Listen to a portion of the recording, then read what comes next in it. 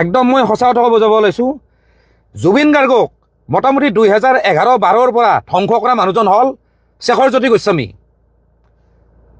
সেই কুকুৰটোৰ নাম কিন্তু ছ'চিয়েল মিডিয়াত অহা নাই কোনো নিউজ চেনেলতো অহা নাই এনেই জাষ্ট আহিছে কিন্তু তেওঁৰ এগেইনষ্টত কিন্তু কোনো কেছ নাই কোনো এফআইআৰ নাই কোনো থানাত মেইন কালপ্ৰিট সেইজন মই কৈছোঁ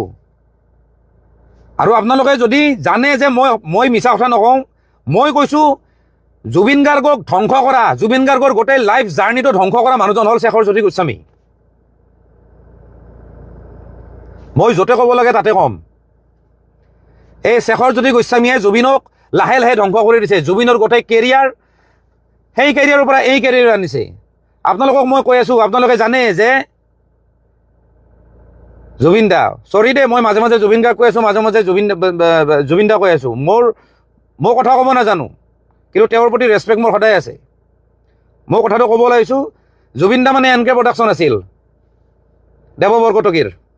আৰু এনকে প্ৰডাকশ্যন মানে হ'ল জুবিন দা কিন্তু আপোনালোকে জানে যে এনকে প্ৰডাকশ্যনৰ লগত জুবিন দাৰ সম্পৰ্ক নাই সম্পৰ্ক কোনে বেয়া কৰিলে আপোনালোকে জানেনে যদি নাজানে মই কৈ আছোঁ সেইজন হ'ল শেখৰজ্যোতি গোস্বামী যিদিনাৰ পৰা এনকে প্ৰডাকশ্যনৰ লগত ৰিলেশ্যন বেয়া হৈছে সেইদিনাৰ পৰা কিন্তু জুবিন দাৰ বেয়া দিন ষ্টাৰ্ট হৈ গৈছে এনকে প্ৰডাকশ্যনৰ ষ্টুডিঅ'ত এখন ৱালত জুবিন দাই কিবা এটা ছবি আঁকিছিলে সেই ছবি আঁকাক লৈ এই শেখৰজ্যোতি গোস্বামীয়ে লগাই দিছে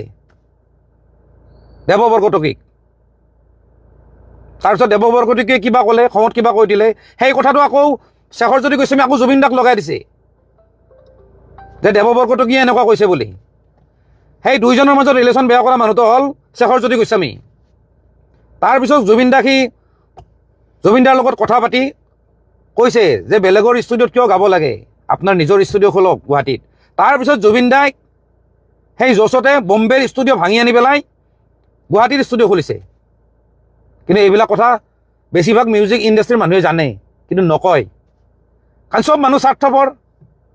কালি হয়তো কেতিয়াবা শেখৰৰ লগত কাম কৰিব আৰু যদি শেখৰৰ এগেইনষ্টত যদি কথা পাতে শেখৰে উল্টাকে মেনিপুলেট কৰি পেলাই জুবিন দাক বেলেগকৈ কথা শুনাব জুবিন দাই বেলেগ বুজিব